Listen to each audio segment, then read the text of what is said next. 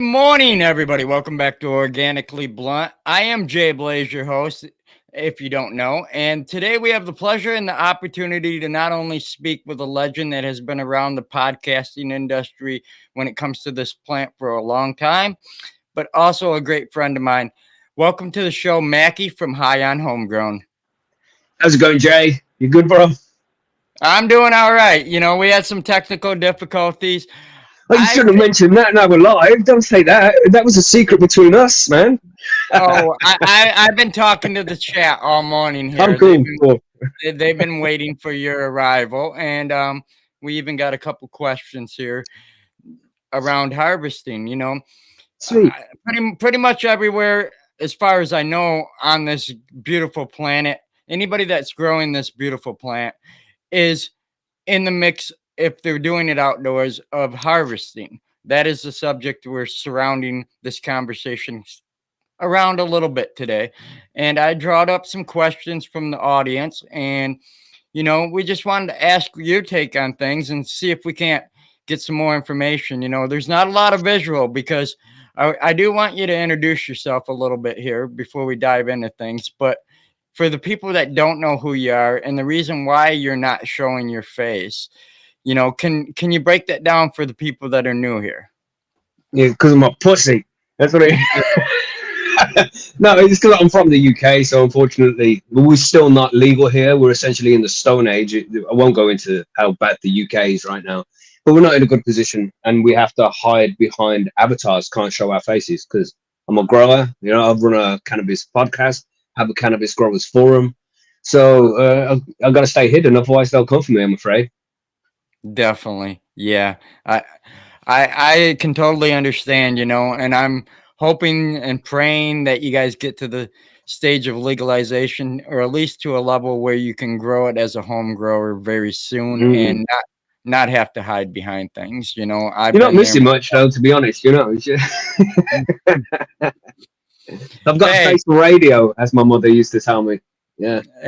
Hey, that's some of us are born that way. I know a guy that works at the local chicken joint, and he's a high school kid, and I said to him, "Man, you have a voice for radio." And he just looked at me, and I said, "No, just the way you talk naturally, you should be on the air somewhere, because like you literally don't even have to train your voice. It's perfect." So, but it's getting to be harvest time for a lot of people, and the main question everybody really wants to know, and I do have a picture here I'm going to share here in a minute, is, can you explain what some of the key signs for determining when it's the right time? But there's loads of symptoms, really. The one which people tend to use the most, and it can be the most reliable, is to look at the trichomes on the buds themselves. Don't look at it on tip leaf and things like that. You don't want that kind of thing. You want to look at the actual trichomes that are on the actual buds.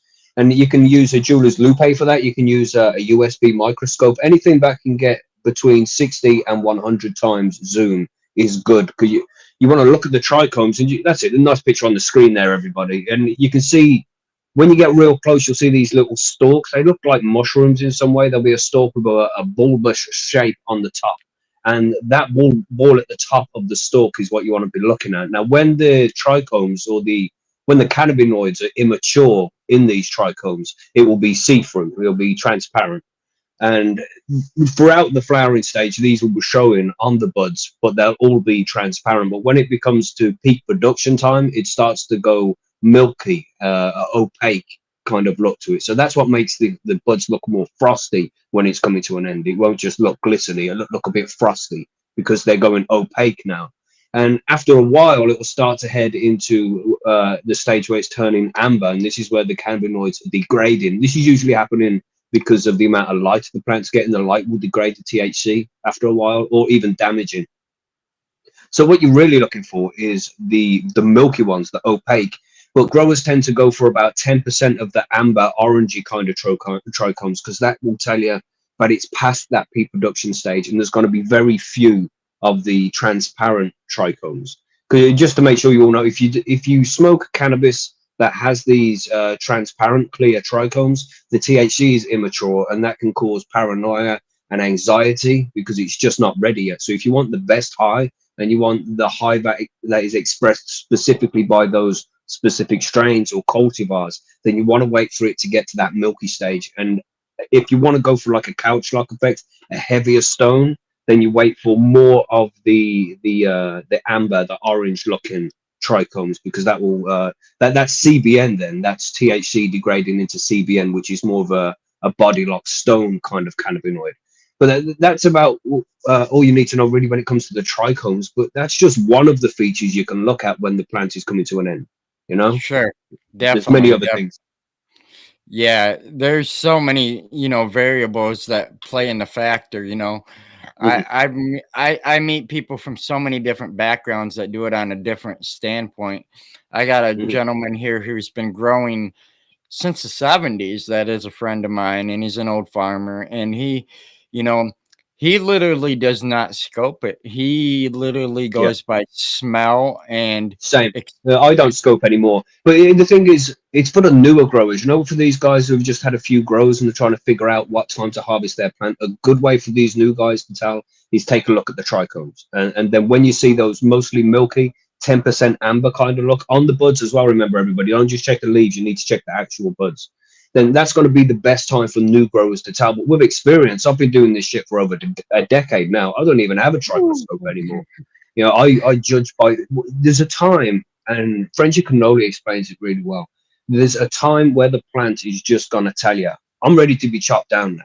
The smell will change. It'll be so much more pungent. There's so much more terpenes in the air. You know, the way the plant looks, because senescence, the plant will reach a natural end of its life cycle and start to shut down itself. So the leaves will start changing color. You'll get like them autumn, fall kind of colors. You're getting the browns, the purples, the oranges. The plant will look as if it's ready to be taken down. And that's the best way to tell, in my opinion. But that takes experience. That takes many grows of being able to see, oh, this looks like it's ready for harvest. Let me check the trichomes. Yeah, maybe it could do another week, maybe another two. You know, but with experience, you'll just be like, that motherfucker's ready to come down today. You know? Yep. And that's kind of where I'm at with things on my own standpoint. Mhm. I like to personally let the plant fade out, and Nice. change its colors and get where it basically where the leaves are almost just falling off the plant and there ain't much left to it. But Hmm. Hmm. that's my personal, I've scoped for a long time myself. I don't really do it a lot. I do have a nice microscope that has an LED screen, so it's big and it saves everything to an SD card. But a lot of people are Nice. using. You flash bastard with all your fancy gear. Look at that. Yeah, I don't use it though. That's the Hmm. thing. Hmm. I think I paid around $90 for that thing, and Right.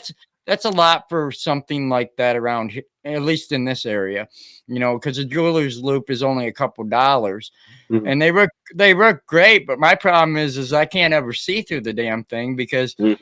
they're so tiny, and yeah, I try to get it up to my eye, and I'm trying to get it to look good, and but I have tried the cell phone, and it does work. A lot of them do have quite an crazy zoom. I know my cell phone, for example, it can zoom in up to 100x. So, Hey. like, yeah. Samsung phones are known for that, and I know I'm not an iPhone guy, but I know a lot of iPhones have amazing cameras. So, Hmm. Hmm. definitely. One of the questions these guys are asking here is flushing. What is your take on that? Do you think people should Damn, are we getting flush? controversial already? Ye- Yeah. These guys were ready this morning. I'm telling you. Right, so flushing, man, this is it's a complex one, really, and it shouldn't be. And I always differ on an opinion with these kind of things. Essentially, if you're growing organically with no salt-based nutrients, there shouldn't be any need to flush. You know, that's just it's all natural shit. But if you are using salt-based nutrients, then it is maybe a good idea to flush. This is where the controversy comes in, and I've done it both ways. I've chopped plants down that haven't been flushed, and they've been fine, and I've chopped plants down that have been flushed, and they've been fine. But I spoke to a guy from Royal Queen Seeds recently, Max Margeau, his name is. You might have had him on the show. If not, reach out to him. He's a cool guy, good grower.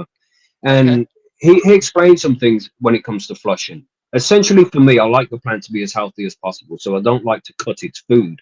But towards the end of the grow, there, when you know it's coming to an end, it's still going to have those salts inside the actual liquid inside the plant. So what's going to happen when you do the flush is you want to take all of the salts and the nutrients out of the grow medium. Let's say, for example, it's cocoa. So you want to flush out as many of the salts from the actual cocoa medium as possible. So the EC of the medium is much lower than the EC of the liquid that's in the plant. And there's going to be this high concentration to low concentration. This entropy happens where now the salts are being leached from outside of the plant and being pulled back into the cocoa itself. All right. So and then you flush the cocoa again like a day after to flush out the salts that have been pulled out of the plant into the cocoa. Flush it, that gets rid of them, and then again it happens again, the high concentration to low concentration.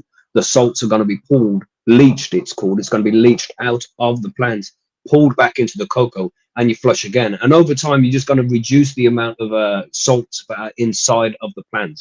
And it allegedly it can give you smoother smoke, and it's going to make it taste better, be less harsh, and all this kind of stuff. But as I said, I've done it both ways, and it's both been fine. And it's left up to the grower to make their own decision of this kind of thing. Maybe you should consider flushing one, but not flushing the other, and see if you can find, if you have numerous plants, then you can make the decision for yourself, and you find out which way is going to work best for you. And that's the best way of any of this kind of stuff. Do it yourself, see what works best for you, and make up your own way. And that's the thing about most growers do, is they'll figure out their own signature methods.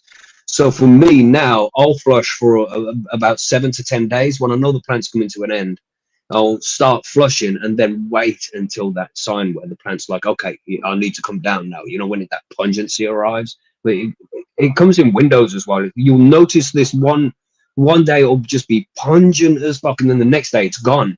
And it's just because of the way the terpenes are produced. So then if you just wait a little bit longer till that next day comes when it's pungent again, it's like, this is the day to take it down. So you just wait for the right window, and it will come with experience. Don't get too stressed yet. If anybody is confused by any of that, just work from the trichomes. Check the trichomes on the bud. Make sure the majority of them are milky with 10% amber, because that ensures that there's very few see-through trichomes. You don't want the see-through ones, because they'll give you anxiety and paranoia, as I mentioned. So the more milky you can get, the better. Little bit of amber, that's good. But over time, then you'll learn to judge it from the smell and the look of the actual plant. A quick shout out to Mad Dog there in the chat. What's up, bro? I see you. Definitely. That's so much great knowledge there, and like I said, I've got a lot of new questions here, so a lot of these probably will be repeated for you, probably for the 10,000th time. But that's good, man. I don't mind. They're the easy ones to answer, Yeah. The next question that came in late last night, and I tried to answer it, and this was through a Facebook post that we made, but I tried to answer it the best I could to my knowledge. I don't have decades of experience yet, but I'm getting there. But one of the questions people wanted me to ask was, is there a purpose to reasoning why they hang the whole plant versus hanging it upside down, shall I say, versus bucking it down to the buds? Is there a reasoning behind that, or is it just preference? Well, again, most of this stuff is down to preference, and people need to test for themselves to see what working best with them. Shout out to Hookstagram. Sorry, I'm distracted by the chat now. I shouldn't have put that on. But, you don't want your plant to dry too quickly, because if it dries too quickly, it's not going to have time to break down that chlorophyll. Because over time, when you take down the plant after a few days, it's going to smell like grass. People get panicky, like, shit, where did my fine smelling ganja go? Because now it just smells like a fucking hay bale. And this is essentially the chloroform, not chloroform, everybody, the chlorophyll. the chlorophyll is breaking down inside the plant, and that's what's giving off that hay smell. Now, if you dry it too quickly, then there's not going to be enough moisture in the plant matter itself to break down this chlorophyll. So you're going to be left with a harsh smoke. When you smoke, it's going to be harsh on the back of your throat. The ash is going to be darker. And usually this is blamed on not flushing properly. But in my opinion, it's more likely down to the case of it's not being dried properly. So when you take it off the whole stem, you're just drying the buds on their own, then that tends to dry too quickly. That's dry in 4 or 5 days, maybe even 3 days. And that's far too quick. You need to let the drying period last at minimum 7 days. 10 days is good. 14 days is even better, but you have to be careful of mold as well. To find balance, you have to find. So don't rush it. Leave it on the stem. You don't necessarily need to hang the whole plant, but hang the stems if you can. Don't separate them off the sticks. Leave the buds on the sticks. In my opinion, again, you have to figure out your own thing. If taking them off the buds, taking them off the vine and hanging and drying the buds on their own works better for you, then that's cool, man. This is your fucking shit. Don't do it my way. Do it your way. Figure out what your way is.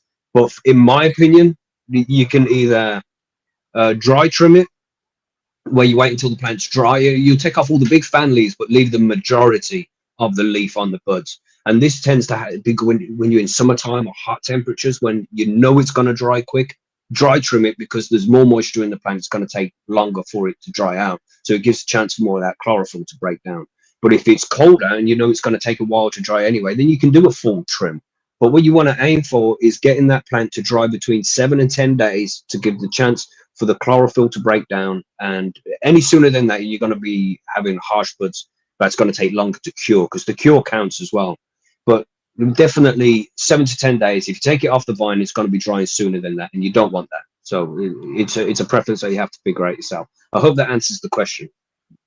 Definitely, definitely. You've answered a lot of the questions I already had, laid out here.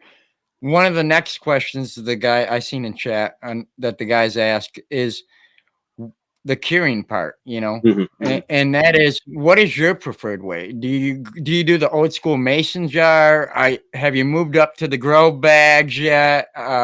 What do you prefer? I used to think Grove bags was a gimmick, and then I got some from Mephisto, and I fucking love Grove's bag now. They're the shit. Oh But yeah, for I me, love them too.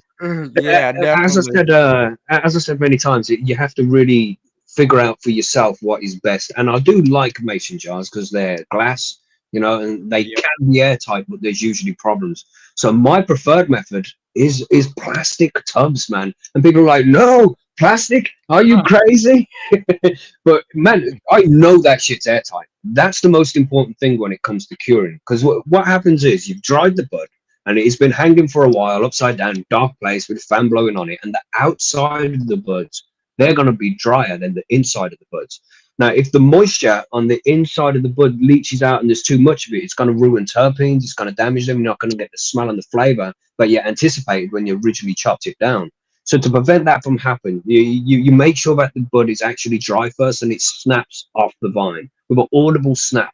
You don't want to be tugging it off and having little bits left behind. That means there's still too much moisture in it. When it snaps off the buds, when the buds snap off the branch, that's when you want to start your curing, because there's still moisture left inside, but you don't want it to be too much where it ruins the terpenes. So when it's snapping, you know you're good. I'll take them buds then when it's dry and I'll put them in an airtight container. And that's the important bit, is the airtight bit. So I prefer to use plastic because, like a popcorn tub or something like that. There's many things you can use as long as it's airtight. Because when it's airtight, the moisture inside the bud is going to disperse out slowly and become evenly spread amongst the whole lot of the bud. So it's not just wet in the middle. It's a little bit damp over the whole bud now, but not too much that it ruins too many terpenes. So then you can burp the jar, let some of the moist air out of the container, and close it again. And this is a way you can slowly draw the moisture out of the middle of the bud and without ruining too many terpenes. So my way I like to do it is to put it in plastic containers, because I know for sure they are airtight. But if you want to use glass jars, or use glass jars too, depends on the size of the harvest, because I've only got a few plastic tubs. Sometimes I have to crack out the glass jars too, Sometimes I have to get fucking the metal, because I've got metal like tins as well with a airtight container on the top, like pots. So as long as it's airtight, that's my preference. It has to be airtight. Make sure there's no residual smell from anything that's been left behind. If you've had like curry in it or something, it's got a strong scent. You don't want that shit left behind in the container. You need a good, fresh, clean, airtight container. Store it in the dark. Burp it every day at first, just to make sure that there's not too much moisture left in there, and you'll be good with that, man. That seems to work well for me, anyway. And I see that it works well for most people. Just a slow cure. After a week or two of burping it every day, then you can leave the lid on for a little bit longer. But you just want to draw that moisture slowly out of the center of the bud, so it doesn't ruin any of the terpenes. That's my method. Definitely. Yeah, there's so many different methods, and I've tried a lot of the ones you mentioned, the tens like you were talking about where you said you don't have the curry in it. Yeah, you definitely don't Mhm. want to end up with something spicy. You're like, Mhm. "Ooh, why is I it don't know. so spicy?" Some people are into that. What can you say? But we got a product here. I don't know if it's available on your side of the pond, but it's specifically designed like that by a company called Sea Vault, and I've gave them a try, Mhm. and I played with them, Yeah, and they're they're not. good, but they're expensive. They're expensive. I Y- think they're yeah, unnecessarily expensive. Yeah, in my opinion, when I don't know if anybody out there is married, but if you get a cake, it's going to cost you £10. But if you get a wedding cake, because the word wedding is applied to it, it's going to cost twice, three times as much. And this is the same principle. No offense, Sea Vault, you make good shit. Don't get me wrong, but just because it's related to cannabis doesn't give people the excuse of, oh, now I can charge double.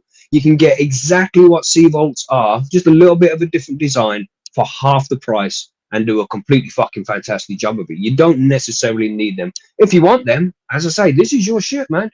Do your thing. Go get yourself some Sea Vaults. They are fucking good. But if budget is an issue, then you can go for something much, much cheaper and still get quality results. So don't be too concerned about Sea Vaults. Again, they are good shit and they got that little bit at the top. You can put a humidity pack if you wanted to, but it's just not necessary, in my opinion. But I always like to stress, this is your shit, man. You do it your way. Figure out what works best for you. You know? Sea Bunny here asked, is there a preferred humidity and temp for drying? Typically everybody says 60-60. What is your take on that? Yeah, well, I don't do 60 because they're freedom units you're talking about. I'm a colonial units, so anything around 15 degrees Celsius. Again, it's down to the terpenes. Now you see the terpenes, and in case anybody doesn't know, this is what gives you the flavor and the smell from the cannabis.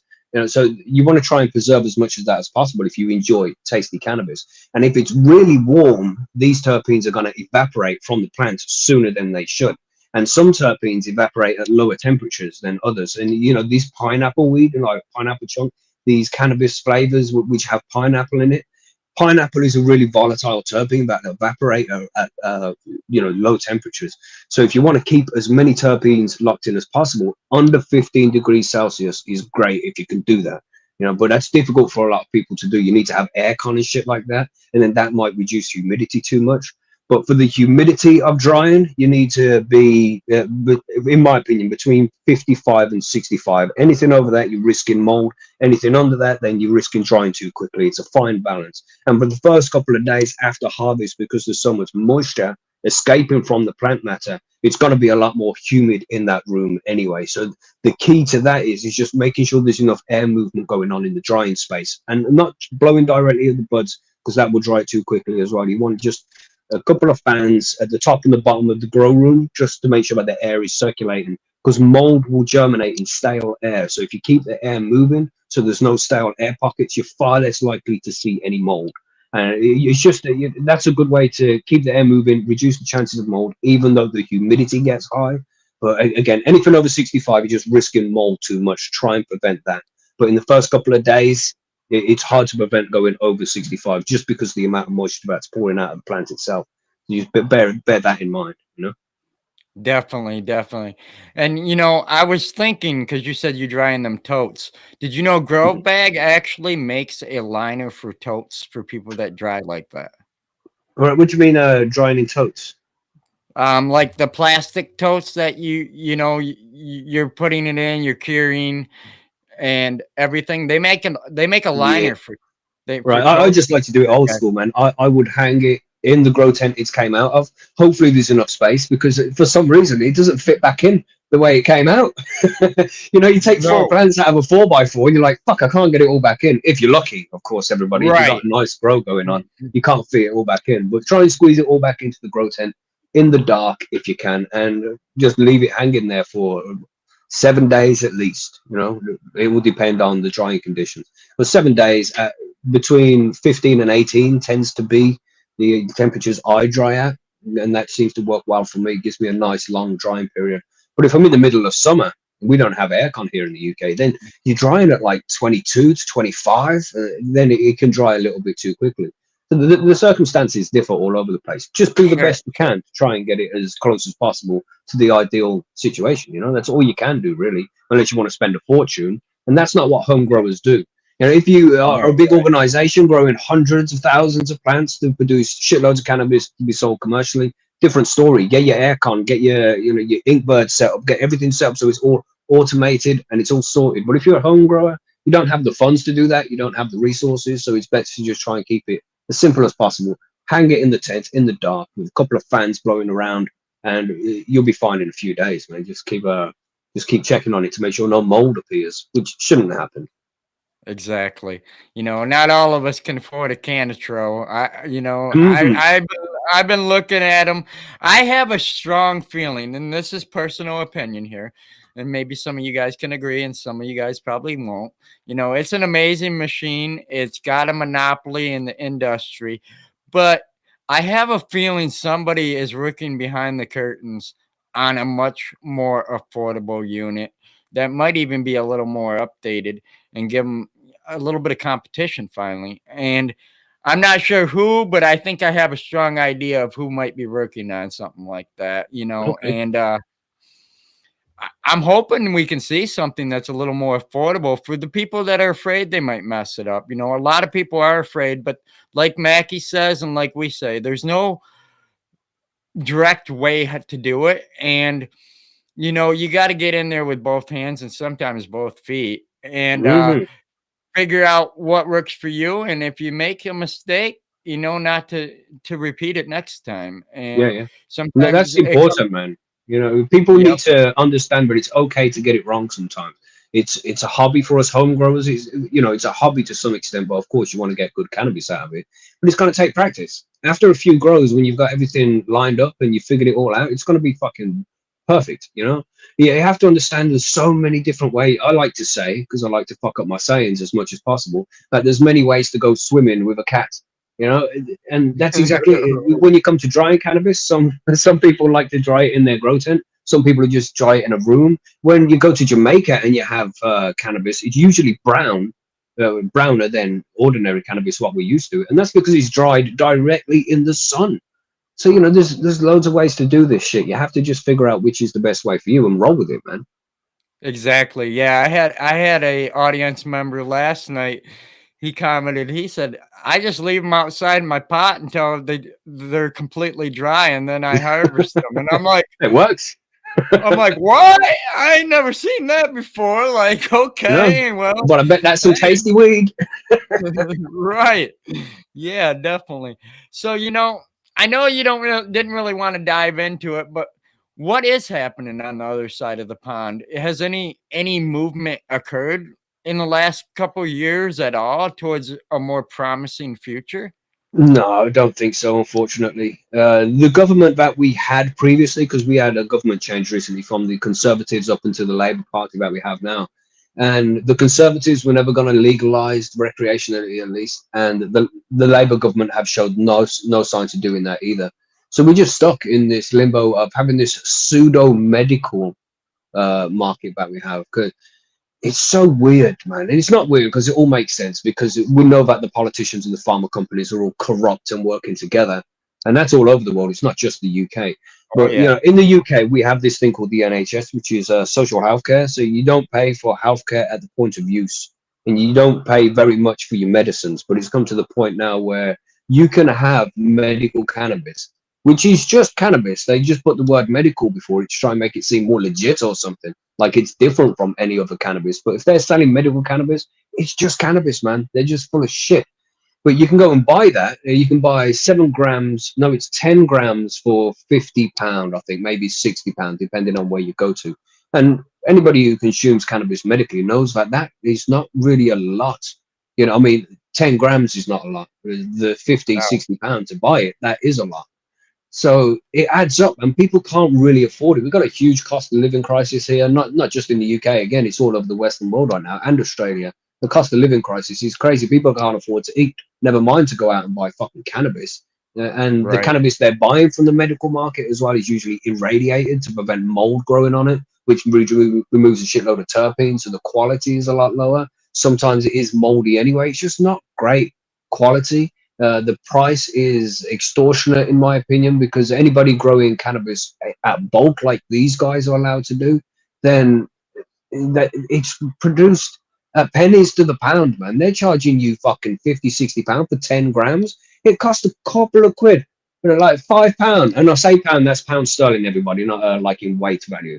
But it costs a few quid to produce ounces and ounces of cannabis, and they charge extortionate amounts of money for it because they can. The reason we were paid these prices when we were buying it from the legacy market was because it had crime in it. And crime needs to be paid for. Somebody's putting their fucking life on the line, their freedom at least. They're putting their freedom on the line to bring cannabis to you. So they're going to charge a little bit more for it. But when these motherfuckers have paid the government and bribed off their friends, paid the appropriate fee to the appropriate person. We don't want to say bribe now, do we? But, they paid the appropriate fee to the appropriate person in government. So the government's like, oh, yes, you can grow cannabis. It's no problem, sir. You carry on. But you can't. Not you. Because you haven't paid the fucking fee. And that's what rages me. So you hear people say, growing cannabis is illegal in the UK. It's not. It's not. Because there's companies here that are growing plenty of fucking cannabis, but I'm not allowed to do it because I haven't got the money to bribe the fucking... Sorry, again.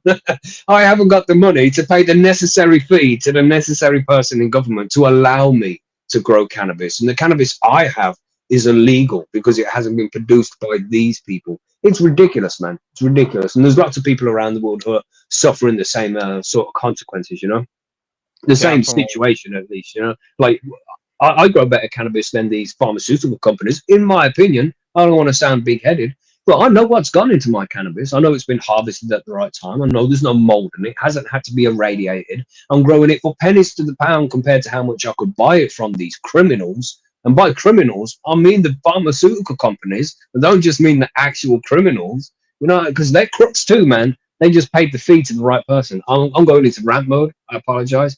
I yield my time. No, you're all right. we're on no time schedule here, so it's whenever if you got to go or you want to talk. No. I'm fine. I just don't want to get too ranty when I'm preaching to the choir because everybody knows this. We all see it, man. And we're all fucking sick of it.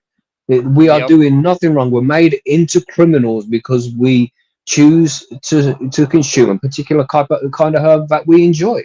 And we are adults. We are adults. We are completely within our rights to decide what we can and can't do with our body as long as it doesn't affect anybody else. So what the fuck? Who do they think they are to tell me I'm a criminal because I want to consume a specific kind of herb with the atrocities these motherfuckers cause all over the world? I'm the bad guy for consuming a harmless herb. See, I'm going again. Calm.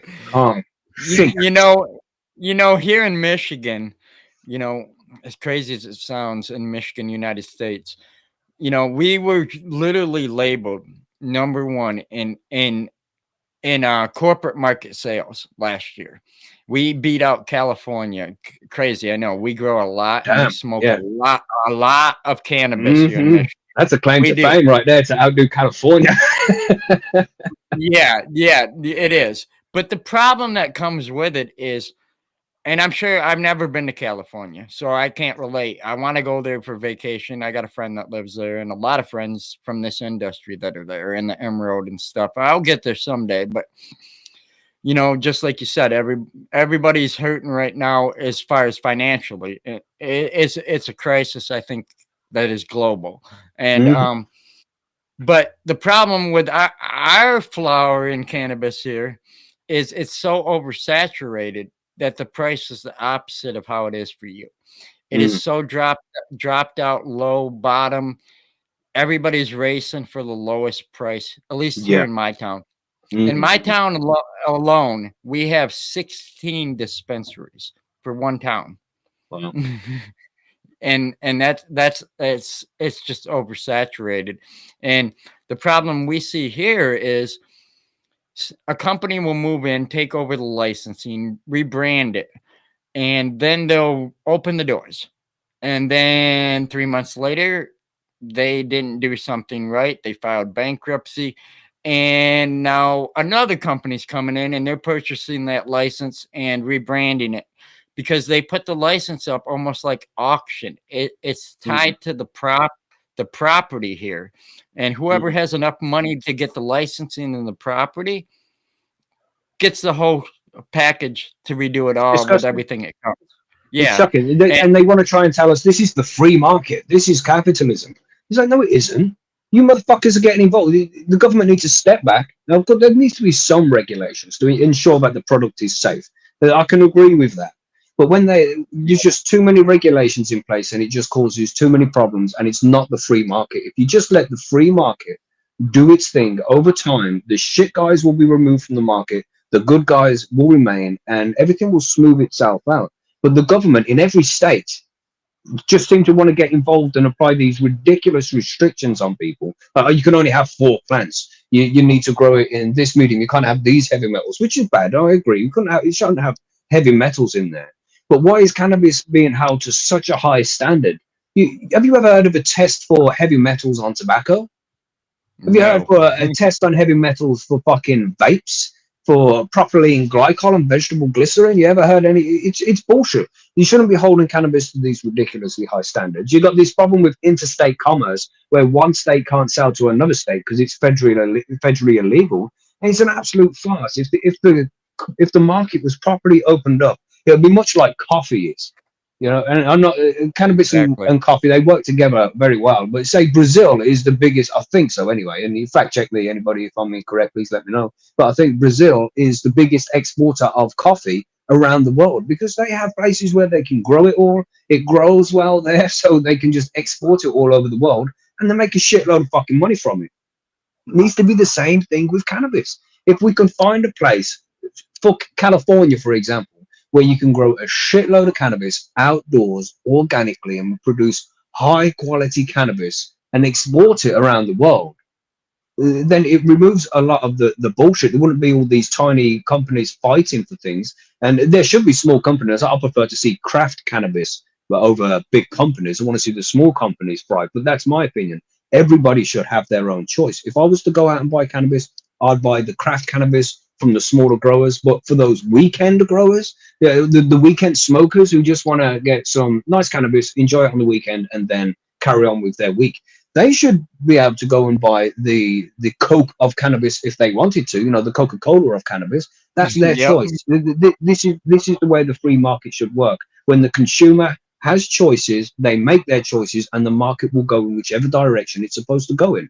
As soon as they remove all these ridiculous restrictions, that's what we'll see to start happening. But until then, we're just going to keep seeing all this foolishness taking place. Exactly. Here we, like I said, like I mentioned on the how much we sold.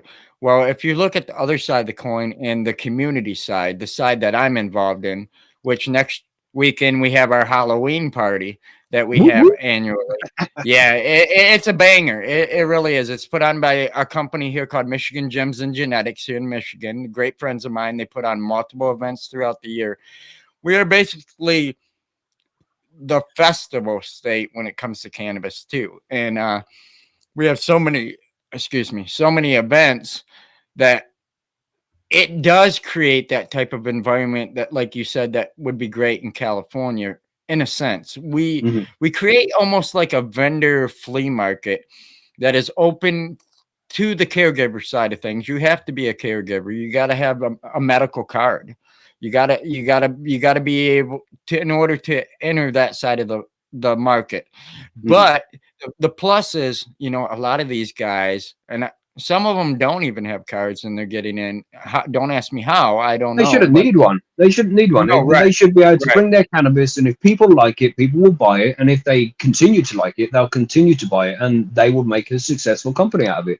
And if it's shit, if exactly, it's got mold on it, if it's got heavy chemicals in it, then people will not buy it, and eventually that person will go out of business. So that business will no longer be functioning in the market. It's pretty fucking simple. It's free market capitalism that would work very well in this instance if they allowed it to do its thing. But they just keep e- getting involved, man.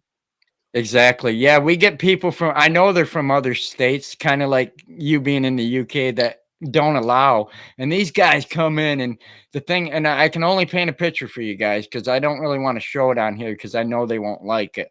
But you get to these events, and there's vendor rows. Like I'm talking probably 400 vendors, and you walk in and there's literally folding tables with garbage bags full of flour sitting on them, and you're just like, holy Damn. shit. Yeah, and you can purchase it. And these guys are coming from other states that don't have that, and they're purchasing this stuff and driving it back. Hmm. Hmm. And they're funding the craft side, which is why we Yeah. love it so much, Hmm. and we love that free trade. But it comes with a lot of gray area as far as, you gotta have all your ducks in the row, and these Yeah. guys do it, but it's not easy here. We gotta have security, we gotta have this, we gotta have that. It boils down to a lot. But if anybody out there ever gets a chance to come to Michigan, reach out to me. I'll bring you to some great events, and I'll show you what Michigan has to offer when it comes to quality craft flower. And Hmm. Hmm.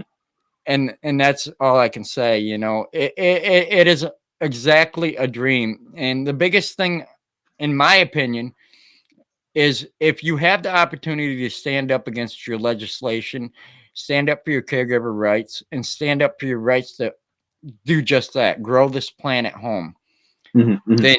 then and if your area has rallies, don't be afraid to attend them, because that's the only way we're going to keep these rights. At least here in Michigan, that's how it's working for us. Yeah. Is one of the big concerns for me is when because it will eventually happen, it's inevitable, when the Yep. UK does legalize cannabis, because we're so far behind now. We're going to have companies from the states like cookies, for example, who are just going to come over to the UK and just take over the market, and then all of these Yep. people who have been growing cannabis, consuming cannabis in the UK for 20 years plus, old school members of the community, they're just going to get left out. They're going to be priced out by companies that have already been doing this for 10, 20, 10, 15 years now. It's like when it does get legalized and they open up farms all over the place, and I want to be like, oh, I've grown cannabis for over 10 years now. I would like a job as a head grower at your facility. And like, yeah, but you've got no proof that you're growing. This guy here from California, for example, has been growing for 10 years, and we can see all of his previous employment records. So we're going to bring him over from the States and employ him instead. And you're just going to have to go to the bottom of the ladder. And it's not fair in that aspect of things. We want to be involved in this market too, and our government is letting us down and holding us back by not allowing us to take part in this industry, which if it was legalized, it would be worth billions every year Oh in yeah. tax revenue for this country. But they still just sit back and think that they're doing a good job by keeping it illegal, which just pushes all that money into the hands of criminals, essentially not really criminals, but there are criminal organizations that do it. But a lot of just normal home growers, they ain't criminals. They're just people producing cannabis. Maybe they got a little bit of surplus that they want to get rid of, so they go and sell it to their friends. Those people are not criminals, in my opinion. It's not their fault that they've got bullshit laws holding them back from becoming the entrepreneurs they want to be. Because there's many people, many young people who love cannabis like I do, and they want to go out and they want to make their own business. They want to become successful in a cannabis business because that's what they love to do. But they are not allowed to do it because the government said so. We can't get a good reason to why the government says so. It's just, oh, you can't do this because we said so. But those guys over there in Michigan can do it. Those guys over there, in Oklahoma can do it, and California can do it. And why are they allowed to do it and I'm not allowed to do it? Oh, because we Right. said so. And that's fucked up, man. You can't tell me what I can and can't do because you fucking said so. You got to give me a good reason why I can't do Exactly. this. And then why can't I kill that guy? Well, that's pretty fucking obvious. You know what I mean? Why can't I grow that plant? Because I said so? No, fuck you, man. Fuck you. Right. Motherfucker. Exactly. Exactly. Hoekstra here, he asked a question. I'm guessing he's probably from the UK. No, He wanted Australia, Hookstagram. He's got his Okay. own show out there in Okay. Australia. Do a Google search for Hookstagram. Find him on YouTube, everybody. Good guy, That legend. would be awesome. I'd love to have him on. I haven't had anybody from Australia that I know other than one of your gentlemen off your guys' show. I can't remember the guy's name off the top, but I know Bubble he Hawk, was. maybe? Yeah, he Yeah, I was. think it was Bubble Hawk. Yeah. But he asked how much weed was in the 90s in the US. I'm not sure exactly across the board what it was like, but I can tell you I started purchasing from my dealer back in the day, which is a good friend of mine who Back in the actually, day. yep, he actually owns a sobriety and recovery center for opiate addiction now. Cool. That's good, man. That's But good work he's doing. Yes, but we laugh about it because I see him in the industry and out in the field every day. And but he sold me my first bag, and bags back then were kind of priced kind of like the size of the bag. So if it was a quarter, think of it as 25 a quarter. If Mhm, it was a half, it was 50. If it was an ounce, well, you got into a little bit of craft pricing when it came to the ounce, because mhm, when you got to the ounce price, it could be anywhere from $100 to $160, depending on how good it was back then.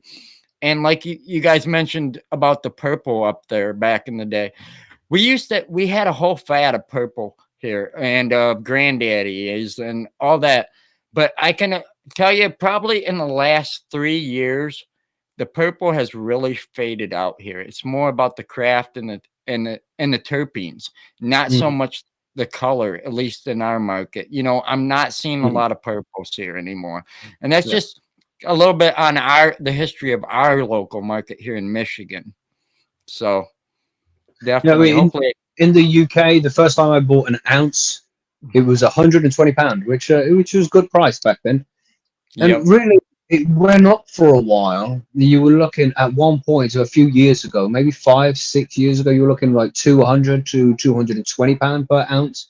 But Yep. since then, we've had this influx of Albanian immigrants coming into the country and starting up their illegal grow farms, and people coming specifically from Albania to the UK to work in illegal grow farms, which is shit. I would like them to come to the UK and work in legal grow farms. That's cool, but when it's underground like it is, we're seeing just unsafe conditions these people are living in. They're rigging electricity, which is it puts a risk of fire to themselves and to property. Seeing people coming over in this modern day slavery going on in 2024 in the UK because of these ridiculous laws that we've seen. They're not protecting anybody. They're just making things worse. So since then, there's just and it's all over the place. It's every high street. There's houses all over the place. And since then, because of the influx of the amount of cannabis we have being grown here in the UK now, the prices are dropping substantially. And you're looking more like back to the prices I used to buy back in 20 years ago, 120 to 150 pound per ounce. So that's not such a Wow. bad thing because it's just there's so much cannabis available to everybody. But again, this shit needs to be properly legalized and regulated to make sure the cannabis is safe for the consumer, like we do with everything else. We have companies that make sure food's safe. We have companies to make sure that fucking drink is safe. Both soft drinks and alcoholic drinks. We have sugar tax here in the UK, for fuck's sake. Oh, that drink's got a bit too much sugar in it. We better put a little bit of tax on it to prevent the poor people from getting it. But cannabis can just whatever. It can have heavy metals in it. It can have mold on it. We don't care. It's your fault for consuming it. It's bullshit. It's bullshit. We even have Definitely. standards on seat belts, man.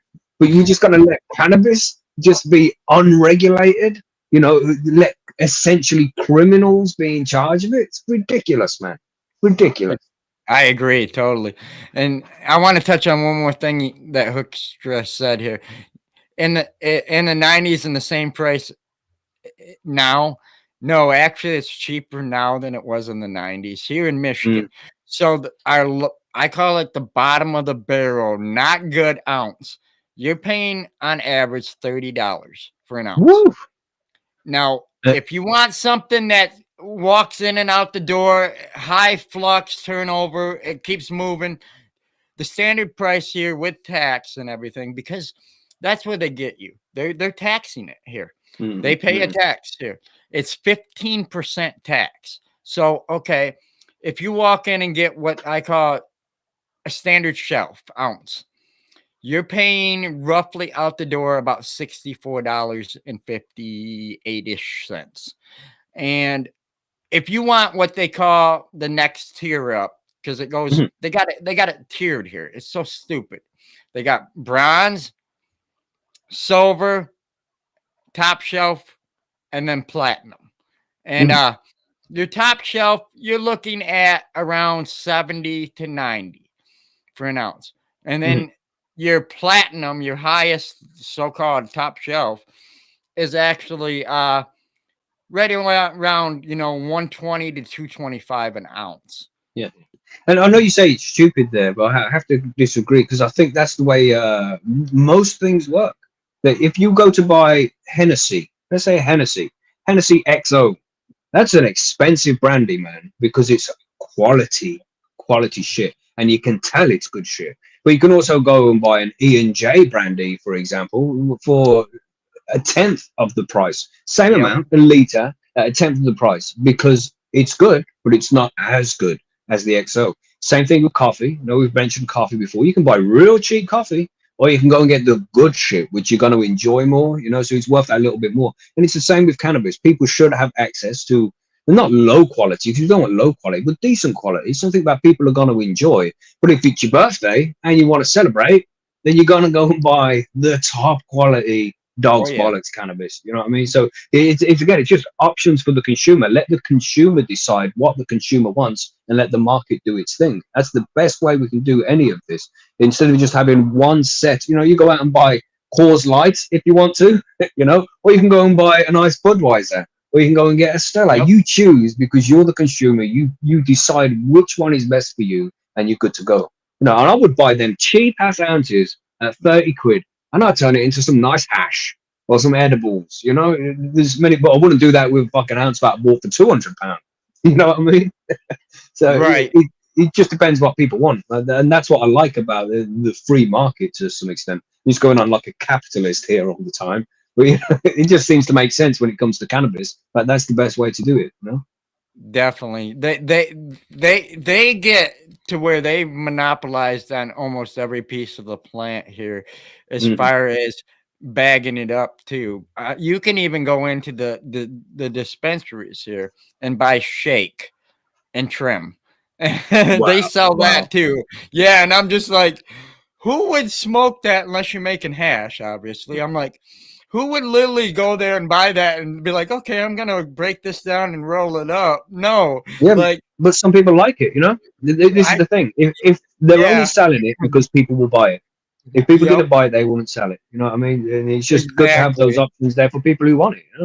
I yeah, wouldn't have it myself personally, but right. Definitely. Well, we're approaching the hour mark here, and I don't want to keep you much longer. I got to get to work myself, and I know it's mid-afternoon there for you. But where can everybody connect with you? Where can they find your guys' show? And we all love listening to you talk, and we love your knowledge. And it was an absolute pleasure having you on here again today. So yeah, definitely. Where can people find more of this knowledge at? oh, I don't know about knowledge. I'd like to keep things really simple. If you're looking to learn how to grow cannabis in a nice, easy, laid back format where it's not too complicated and just things are nice and straightforward, so you can get to a nice, successful harvest without too much stress, then the High on Homegrown is definitely the show for you. If you just do a Google search for High on Homegrown, you'll find us on YouTube. You'll find our own website, which is highonhomegrown.com. You can find the podcast on all of the major podcasting networks: iTunes, Spotify, Deezer, Stitcher, everything. Whichever platform you are using to listen to your podcast, you will find us. Just search for High on Homegrown, and you'll find us there. We're number one cannabis podcast in the UK, nearly on 1 million downloads now. We're very close to that. We've got like 400 episodes out there. We do cannabis Wow. news on Mondays, an interview goes out on Wednesdays, and we have grow guides on Fridays. And the grow guides, again, very simple, laid back, not too much science. We're keeping it real simple so people can follow it. And we have guests on the show that go into more science and into more detail about that stuff. And you can follow those if you want to go into more detail about things. We're really free with who we tell people to go and listen to. We recommend loads of our guests. We want you to listen to as many podcasts as possible. So it's not like, oh, listen to High and Homegrown. We don't want you to know about anybody else. It's not like that for us. So Right. it's a nice laid back podcast. We do a live show on Sundays, every Sunday at 9 p.m. UK time. That's 4 p.m. Eastern. I think that's 3 p.m. Central Time, 1 p.m. Pacific. So you can find us live every Sunday over on youtube.com/High on Homegrown. Nice and easy to find as well. So, if you just Google search High on Homegrown, you'll be able to find us on whichever platform you prefer using, and we'll be on there. So, yeah, if you want to know more or want to hear more, then, yeah, come on. Shut up, Mad Dog. They always rip on me for being proper professional. Look at him. He's like, proper professional as always. Thanks, Mad Dog. Thank you. Thank you, sir. Mad Dog We is appreciate it. a great fan. You know, he shows up to every show here, and I can't thank him more than enough than I Yeah, already thanks. have. You know, because he is a proper fan. And thank you Yeah, for yeah. everybody's support out there. And if you can't stay lit, stay organically blunt, everybody, and enjoy the rest of your day. Thanks for coming on, Macky. Nice. Goodbye, everybody. It's been a pleasure. Thanks for having me, man. Thanks for watching Organically Blunt. Don't forget to like, comment, and subscribe up front. Shout out to our partners helping us grow. Seedsman Genetics, the pros you know. Country roots, soil, and grassroots too. Grove bags, keep your turfs just like new. Gorilla Grow 10 kind, LEDs shining bright. Atlas Seeds, Green Wolf, keeping your grow just right. Just right. Extreme gardening and smoking storks so fly.